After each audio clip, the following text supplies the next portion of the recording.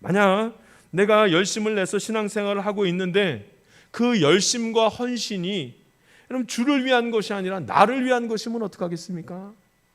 내가 열심히 애를 쓰고 있는데 그 열심이 이기적인 나를 위한 것인데 하나님을 이용하는 것이면 어떡하겠습니까? 살펴봐야 한다는 말씀이죠. 하나님을 알고 있는데 예수님을 아직 만나지 못한 그 사건을 통해서 바울의 열심을 통해서 무슨 일을 했는가? 예수님을 박해하는 일들을 했습니다. 예수 믿는 사람들을 박해했습니다. 옥에 가두고 죽이려고 하고, 그런데 난 이게 사명인 줄 알았습니다. 그래서 그렇게 살아갔습니다. 그리스도인들을 박해했습니다. 그러나 하나님을 사랑하고 있었습니다. 이처럼 답답한 일이 어디 있어요? 이처럼. 우리 중에는 이런 사람들이 저와 여러분 가운데 참 많이 있습니다. 하나님 사랑합니다. 그런데 예수 믿는 사람을 박해합니다. 왜냐하면 하나님의 뜻을 알지 못하기 때문입니다. 그러니까 예수 믿는 사람들을 박해하는 겁니다. 누가 박해를 제일 많이 하는 줄 아십니까? 열심히 있는 사람이 박해를 제일 많이 합니다. 놀랍게도. 언제 하나님의 은혜가 임했는가? 예수님을 아는 역사가 언제 나타났는가? 갑자기. 내가 생각했던 때가 아닙니다. 하나님이 택한 때의 그 시간에, 그때에 나타난 거예요. 바울이 하나님의 은혜로 부활하신 예수님을 만나자마자 그가 무엇을 향해서 열심을 냈고 어떤 잘못 가운데 있었는지 확 깨닫게 됩니다. 내가 예수님을 박해했습니다. 내가 그리스도인들을 박해했습니다. 그러자마자 10절에 그럼 나 어떻게 하면 되겠습니까?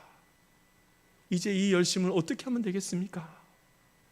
완전히 돌아서는 것을 보게 됩니다. 여러분은 왜 제자들이 예수님이 십자가에서 죽을 것이라는 사실을 알아듣지 못했을까요? 왜 자신도 예수님을 박해할 수 있는 자라는 사실을 알지 못했을까요? 부활하신 예수님을 아직 못 만났기 때문입니다. 예수님의 제자들이라고 할지라도 부활하신 예수님, 십자가에서 죽으시고 부활하신 예수님을 만나지 못했기 때문입니다. 12명의 그 제자들이 언제 자기의 목숨을 다하여 주를 위해서 살아가는 일이 나타났는가? 예수님이 죽으시고 부활하신 다음에, 그 부활하신 예수님 만난 다음에 완전히 헌신된 자로 바뀌게 됩니다. 하나님이 나의 은밀한 것을 다 알고 계십니다. 왜냐하면 나의 연약함 때문에 죽으셨고 다시 부활하셨기 때문입니다. 그러니까 하나님 다 아십니다. 나의 연약함 때문에 내가 자꾸 죄 가운데 있고 죄 짓는 걸 너무나 좋아하니까 이것 때문에 예수님이 십자가에 못 박혀 죽으시고 부활하셨는데 어찌 나의 연약함을 모르고 어찌 나의 은밀한 죄를 다 모를 수가 있고 어찌 나의 아픔과 슬픔을 모르실 수가 있겠습니까? 그러면 우리가 예수님을 만났다는 것은 무엇을 의미하겠습니까? 예수님이 왜 십자가에 못 박혀 죽으시고 예수님이 어떤 모습으로 다시 살아나셨는지 깨닫고 알고 믿는 것입니다. 이제 우리에게 필요한 것은 믿음입니다.